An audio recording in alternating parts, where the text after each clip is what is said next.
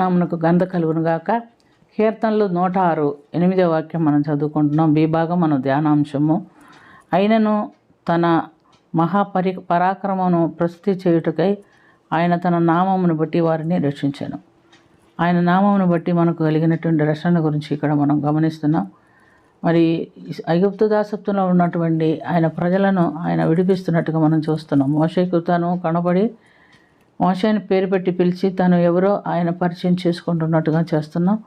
మోషేతో ఆయన నేను ఉన్నవాడను అనువాడను అయి ఉన్నానని చెప్తున్నట్లుగా మనం చూస్తున్నాం. నిర్గమకాండం 3:14 ఆ విధంగా మాట్లాడాడు. తర్వాత పితరుల దేవుడైనటువంటి యెహోవా అనగా అబ్రహాం, ఇస్సాకు, యాకోబుల దేవుడైనటువంటి యెహోవాను నేనే, నీ యొద్దకు నేను ఫరో యొద్దకు నిన్ను పంపిస్తున్నాను, నువ్వు ఇశ్రాయేలీయులను కాపాడటానికి నేను మిమ్మల్ని పంపానని ఇశ్రాయేలుతో నువ్వు చెప్పవలేను అని చెప్తున్నట్టుగా మనం చూస్తున్నాం.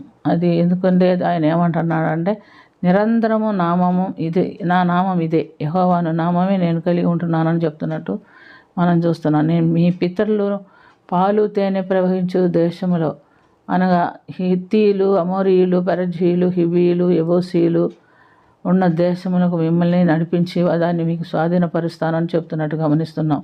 ఈ దేవుడే తన బాహుబలం చేత ఇశ్రాయేలీను ఆ భయంకరమైనటువంటి ఐగుప్తు దాసత్వం నుంచి విడిపించి ఇశ్రాయేలీని నడిపించినట్లుగా మనం చూస్తున్నాం. వారికి అనేకమైనటువంటి ఆటంకములు కలిగినప్పటికీ దేవుడిని బలమైన నామమును బట్టి వారు విడుదల పొంది వాగ్దత్త ప్రదేశంలో ప్రవేశించడానికి దేవుడు సహాయం చేస్తున్నట్టుగా మనం గమనిస్తున్నాం. ప్రియమైనటువంటి దేవునులారా, వారు వాగ్దత్త ప్రదేశమునకు బయలుదేరి వెళ్ళినప్పుడు అనేకమైనటువంటి ఆటంకములు వారికి ఎదురవుతున్నాయి. వారికి ఎర్ర సముద్రం ఎదురు వచ్చినప్పుడు యెహోవా అను నామమును బట్టి మోషేతో చెప్పినప్పుడు ఆ కర్ర సముద్రం వైపు చాపినప్పుడు సముద్రం 2 పాయలుగా విడిపోయాను. అప్పుడు వారు వాగ్దత్త ప్రదేశమునకు నడిచిపోయారు.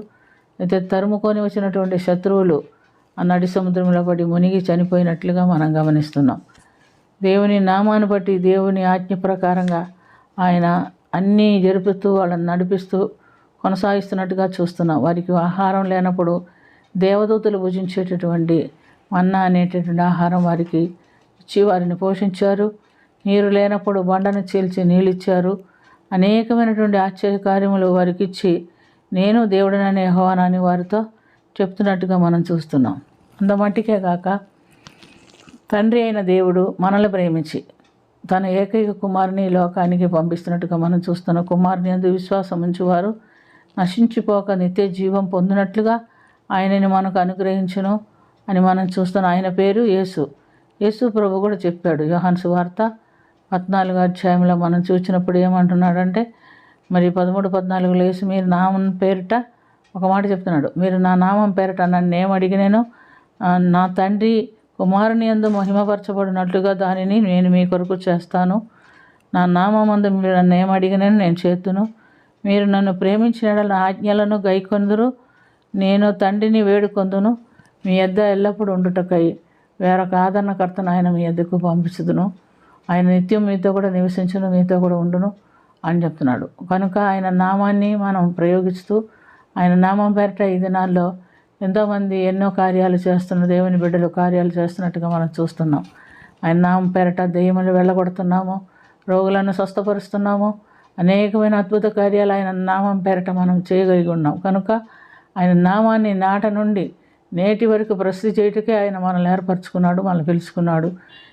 ఈ మాట మనం మర్చిపోకుండా ఆయన నామానికి మహిమ తెచ్చే బిడ్డలుగా ఈ లోకంలో జీవించినట్లుగా ప్రార్థన చేసుకుందాం.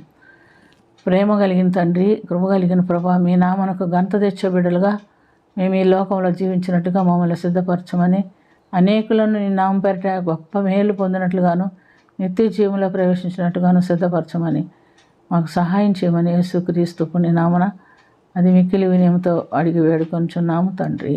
ఆమేన్.